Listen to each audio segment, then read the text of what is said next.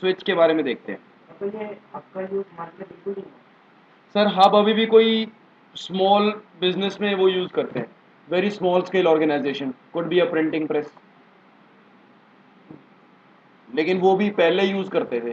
क्योंकि अब पता है क्या है यार, इसको हब को यूज़ करने के अच्छे करने से अच्छा तो है कि मैं उसको ना यूज़ करूँ, डीलिंग के स्विचेस को। बनाया किसी ने। सर पहले बनाया गया था, पहले हब चलता, पहले हब था। ठीक है, देखो यार, जिस टाइम पर वही बात है, एक बड़ी बड़ा अच्छा आविष्कार सा हुआ था, एक वो है, नहीं फ्लॉपी नहीं, वो पहिया, व्हील, है ना। अब वो व्हील से सबसे पहले उन्होंने क्या चलाया भाई, साइकिल, वो घोड़ा गाड़ी चलाते थे, बग्गी गाड़ी चलाते थे, साइकिल चलाने लगे। अब भाई वही व्हील हम यूज़ करते हैं उसमें भी, एरोप्लेन में भी, टेक ऑफ के लिए तो उसको वही चाहिए ना। तो वही है, तो मैकेनिज्म हब का देखो, हब पहले यूज़ करते थे, लेकिन हब अब यूज़ नहीं होता। लेकिन हब के जो मैकेनिज्म उन्होंने दिया, उसी मैकेनिज्म को और एडवांस और डेवलप करते रहो। भाई मारुति ने मारुति 800 भी दी थी सबसे पहले, अब मारुति के पास सियाज भी दी है, वो भी अच्छी गाड़ी है। हालांकि मारुति पे भरोसा नहीं है, फिर भी मतलब फर्क तो आता है ना चीज़ों में। तो दोस्त वही चीज़ है, हब पहले यूज़ होता था, लेकिन अब हब यूज़ नहीं होता, क्योंकि हब के अंदर हमने और एडवांस और डेवलप चीज़ें कर करके हमारे पास स्विच है। हब के बाद आया था ब्रिज, ब्रिज के बाद आया था स्विच, समझे। तो हब अभी भी कहीं कहीं यूज़ होता होगा, लेकिन वैसे तो नहीं होता, शायद ही होता होगा। लेकिन अगर हमें बेसिक समझना है कि भाई इधर से उधर डेटा कैसे जा रहा है, कैसे कम्युनिकेशन हो रहा है, डायरेक्ट मैं स्विच से शुरू करूंगा ना, तो वो चीज़ काफ़ी कंफ्यूजिंग हो जाएगी। तो पहले हब को थोड़ा थोड़ा समझ लो, फिर आगे चलते हैं। हाँ जी। हाफ डुप्लेक्स, हाफ डुप्लेक्स, देखो डुप्लेक्स एक टेक्नोलॉजी है, उसमें हाफ डुप्लेक्स होता है, फुल डुप्लेक्स होता है। ये हाफ डुप्लेक्स पर था। डुप्लेक्स में क्या होता है, उसको मैडम फुल डुप्लेक्स बोलते हैं। डुप्लेक्स एक टेक्नोलॉजी है, उसके दो हैं, हाफ डुप्लेक्स, फुल डुप्लेक्स, मैं ही बोल रहा हूँ। हाफ ड्यूप्लेक्स पे ये काम करता था, बाद में फुल ड्यूप्लेक्स पे सोचा कि भाई इससे अच्छा तो है कि दोनों तरफ का कम्युनिकेशन हो पाए। क्योंकि कोलिजन क्यों हुआ, अगर यही चीज़ फुल ड्यूप्लेक्स होती तो थोड़ी हो सकता था, है ना। लेकिन फिर उन्होंने क्या सोचा, फुल ड्यूप्लेक्स से भी पहले जो हाफ ड्यूप्लेक्स है उसमें दो दो वायर यूज़ करते थे, एक सेंडिंग के लिए होती थी, एक रिसीविंग के। जब भी मुझे कुछ सेंड करना है तो मैं इससे सेंड करूंगा, मैं कुछ रिसीव कर रहा हूँ तो यहाँ से रिसीव करूँगा, दोनों चीज़ होगी ना एक ही बार में। लेकिन प्रॉब्लम फिर से वही कि इसने भी कुछ बोला और इसने भी कुछ बोला, यहाँ तो फिर कोलिजन हो गया, है ना। वो भी प्रॉब्लम है। सर इस हब का एक बेस्ट एग्जांपल होता है वॉकी टॉकी। हाँ, walkie talkie is the example of hub. भाई वॉकी टॉकी में ये लोग बात करते हैं, कैसे करते हैं भाई, alpha calling Bravo over, Bravo calling delta over, delta Zulu over. ये ओवर ओवर क्यों बोलते हैं, क्योंकि अगर यहाँ से इस बंदे ने ओवर नहीं बोला, ये बंदा अपनी अपनी सुना रहा है, ये अपनी सुना रहा है, और सुनने वाले को आवाज आएगी, वही समझ में आएगा और तो कुछ होएगा नहीं। वो थोड़ी हम चाहते हैं, है ना। चलो, और कुछ, चलो सर आपको आंसर मिल गया ना। आप ऐसे कंफ्यूज से बैठे ही हूँ, देख रहे हो मैं निकल के थप्पड़ मारेगा अभी। अच्छा देखो स्विच के बारे में, अब देखो दोस्त, स्विच के बारे में पहले मैं कुछ लाइंस लिखवाऊंगा, मतलब मैं लिख रहा हूँ, आप लोग साथ साथ लिखना चाहते हो तो लिख लो, नहीं तो रिकॉर्ड तो वैसे भी हो ही रहा है। लेकिन उसके बाद उन लाइंस को मैं जस्टिफाई करूंगा, ठीक है। बस कर, कितना हो गई, चुप रह। अब देखो स्विच क्या है दोस्त, first of all it works on full duplex, ठीक है। ये फुल डुप्लेक्स पे काम करता है, पहली बात। दूसरी बात क्या है, it's a layer 2 device because it uses layer 2 information. अब लेयर 2 इंफॉर्मेशन क्या होती है, मैक एड्रेस। अब ये जो मैंने लेयर बोली है ना दोस्त, ये लेयर एक्चुअली ओएसआई मॉडल की लेयर होती है, ठीक है। लेयर 2 जो है ओएसआई की, वो मैक एड्रेस पे काम करती है, राइट। तो स्विच जब भी अपने डिसीजन परफॉर्म करता है ना, स्विच जब भी पैकेट, स्विच जब भी डाटा को इधर से उधर भेजता है या उधर से इधर भेजता है कुछ भी, तो वो हमेशा मैक एड्रेस के बेस पे भेजता है, वो आईपी एड्रेस को नहीं देखता होता कभी भी, समझे बात को, ठीक है। Because it uses layer 2 information for its decision, for its decision, या ऐसे लिख लो for communication. ठीक है, ठीक है. आप इसके अलावा it performs a broadcast in first attempt,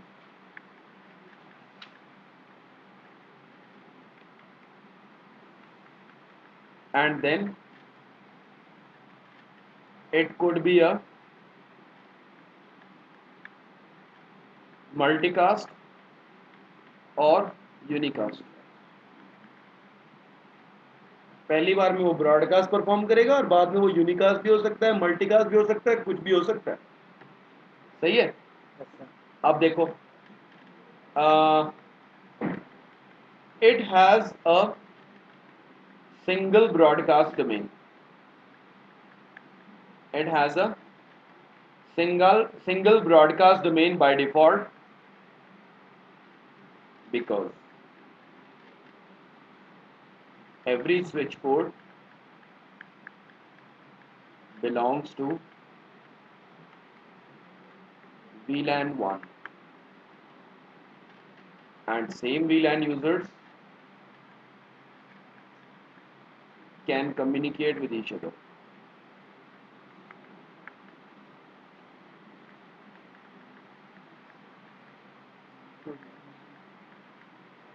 switch का एक सिंगल ब्रॉडकास्ट डोमेन होता है. क्यों होता है? क्योंकि सारे के सारे switch ports by default VLAN 1 को बिलोंग करते हैं.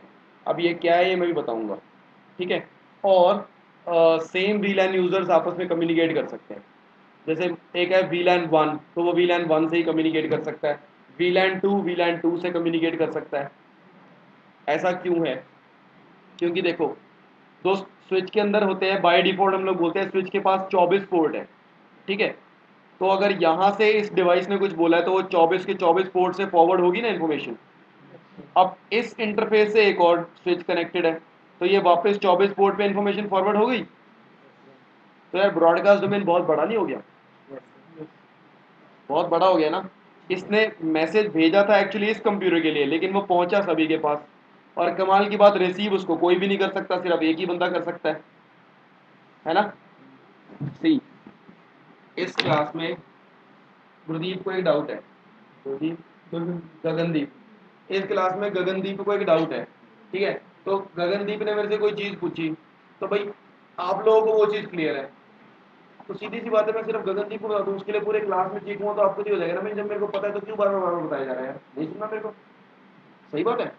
अब यहाँ पर भी चाहिए सिर्फ इस डिवाइस को, मतलब इसने इंफॉर्मेशन भेजी है सिर्फ दूसरे डिवाइस को, लेकिन वो इंफॉर्मेशन पहुंची सबके पास और उस पर ध्यान किसी ने ध्यान उसको देख पढ़ कोई नहीं सकता, क्योंकि जो डेस्टिनेशन है सिर्फ वही तो पढ़ सकता है ना.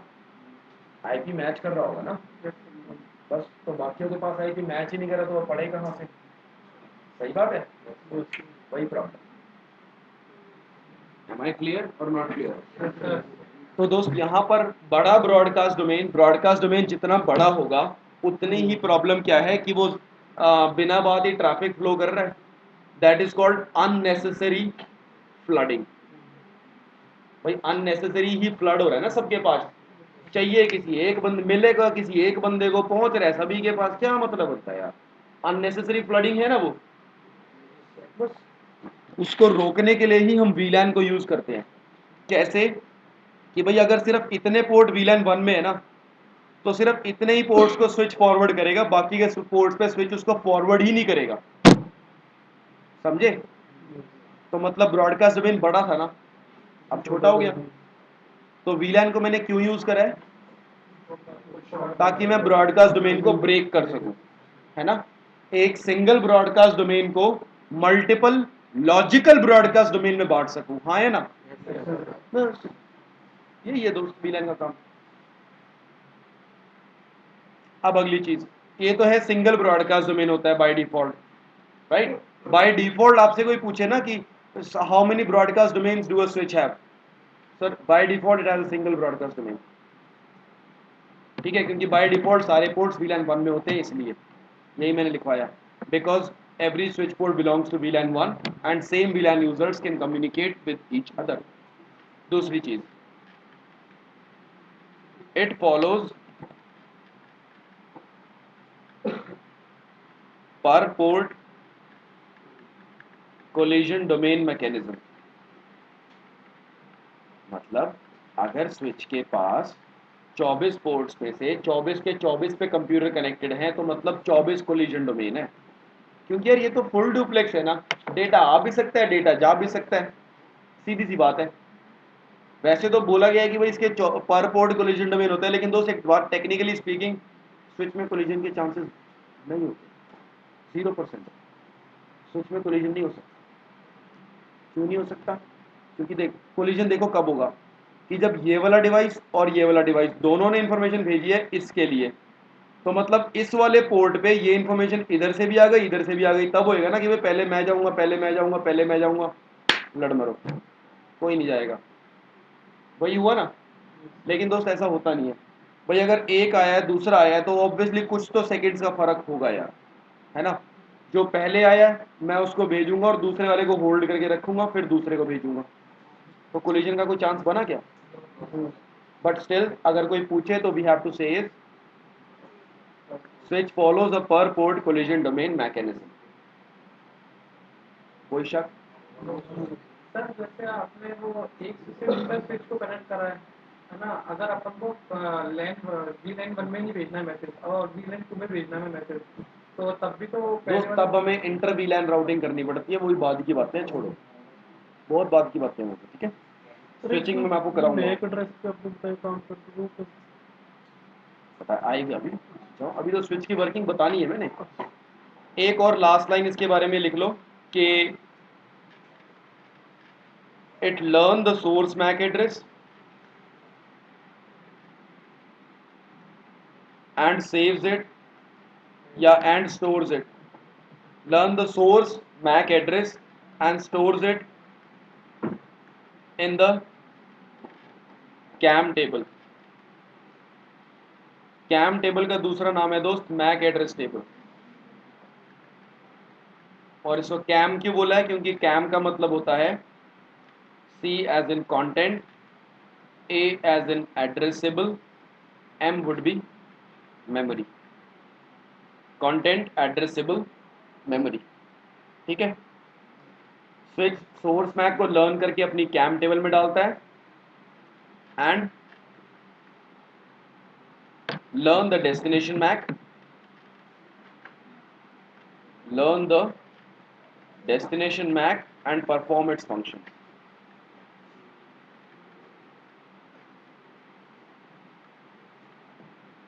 ठीक है, डेस्टिनेशन मैक को लर्न करेगा और अपना फंक्शन परफॉर्म करेगा।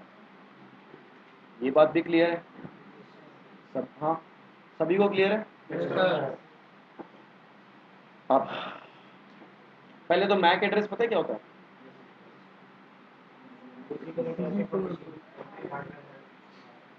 Every device has a MAC address, good. और 48 बिट। देखो दोस्त, मैक एड्रेस ना एक हेक्साडेसिमल फॉर्म होती है। हेक्साडेसिमल पता है? Anything to the base 15, right. मतलब 0 से लेकर 15, बेस 16, मतलब 0 से लेकर 15 तक 16 बिट कवर हो गए, 16 नंबर्स कवर हो गए ना। तो 0 is represented as 0, 1 is represented as 1, 2 as 2, 3 as 3, 9 as 9, but 10 is represented as A, 11 as B, 12 as 13, 15 नहीं 14 E और 15 F। तो 0 से F तक हो गए सर, पता है ना। अब देखो मैं एक मैक एड्रेस लिखता हूँ, CCAF.78BD.2EC9, ठीक है। अब ये जो दोस्त एक हेक्साडेसिमल नंबर है ना, ये 4 बिट बाइनरी का होता है। ये पता है कैसे? सी 1 2 4 8, ये 2 रेज पावर 0 की वैल्यू होती है, 2 रेज पावर 1 होता है, 2 रेज 2, 2 रेज 3, हाँ है ना। चारों को जोड़ना कितना आया? मतलब है कोई भी नंबर बोलना 0 से लेकर 15 तक, 14 मतलब E। तो ये लो 8 4 12 2 14 हो गया। हर एक कोई भी नंबर है तो वो चार इन्हीं चार